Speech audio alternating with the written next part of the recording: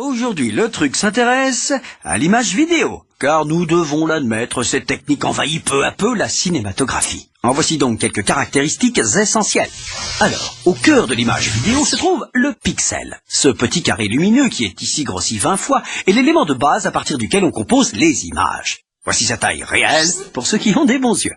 Et voici un nuage de pixels. C'est le nombre de pixels affichables qui détermine la définition de l'image. En simple définition, dite aussi SD, deux standards principaux se dégagent. Le NTSC, standard américain, qui affiche 720 pixels en largeur par 480 en hauteur, soit 720 par 480 égale 345 600 pixels. Le PAL, standard européen, qui affiche 720 par 576 égale 414 720 pixels. La définition d'une image vidéo s'exprime en fait par ce produit hauteur-largeur, soit 720 par 576 pour le PAL. En haute définition, la fameuse HD, nous distinguons donc le HD Ready, qui affiche 1280 par 720 pixels, et le Full HD, qui affiche 1920 par 1080 pixels, et dont d'aucuns prétendent qu'il s'approche de la définition cinématographique. Voilà. Mais revenons à notre pixel et parlons maintenant de sa couleur. Elle est obtenue grâce à la synthèse additive qui permet d'obtenir toutes les couleurs à partir de trois couleurs primaires, le rouge, le vert et le bleu.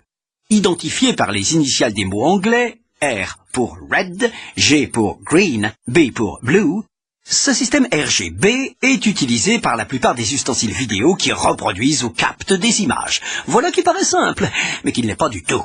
Car ces informations RGB sont trop volumineuses pour les tuyaux de diffusion ou les supports d'enregistrement. On a donc inventé toute une série d'astuces pour compresser le RGB, en voici les principales. Le YUV, dit aussi composante, qui décompose le RGB en une information de luminance et deux informations de couleur compressibles à volonté. Il reste très proche de la qualité RGB lorsqu'il est peu compressé. Le YC, dit aussi S-Vidéo, qui décompose le RGB en une information de luminance et une information de couleur. Évidemment, on y perd quelques couleurs, hein. Et le CVBS, dit aussi Composite, qui compresse le RGB en une seule information. Inutile de vous dire que le RGB y est particulièrement maltraité, mais c'est pourtant ce type d'images qui vous parviennent en général par les voies hertziennes. Parlons enfin d'une autre particularité de l'image vidéo, la trame. Pour des tas de raisons historiques très compliquées, l'image vidéo traditionnelle est en fait composée de deux demi-images qu'on appelle des trames. Une première trame affiche toutes les lignes impaires de l'image, et l'autre les lignes paires. Ainsi, si nous prenons l'exemple du format PAL, dont la définition est de 720 par 576 et qui prétend afficher 25 images par seconde, il affiche en fait 50 trames par seconde, dont la définition est 2 fois moins élevée. Et oui, c'est la succession rapide des deux trames qui permet de reconstituer l'image entière. Cette supercherie s'appelle l'entrelacement. Avec l'apparition des technologies numériques, on arrive maintenant à afficher des images entières non entrelacées, qu'on appelle des images progressives.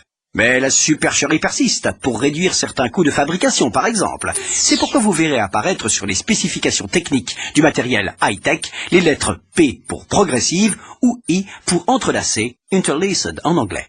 Voilà. On récapitule. L'image vidéo est en fait un amas de pixels. Sa définition s'exprime en pixels par le produit de sa largeur par sa hauteur. Créée par synthèse additive du rouge, du vert et du bleu, compressée en de multiples formats pour assurer sa transmission, elle comporte parfois des trames entrelacées. À bientôt pour un nouveau truc.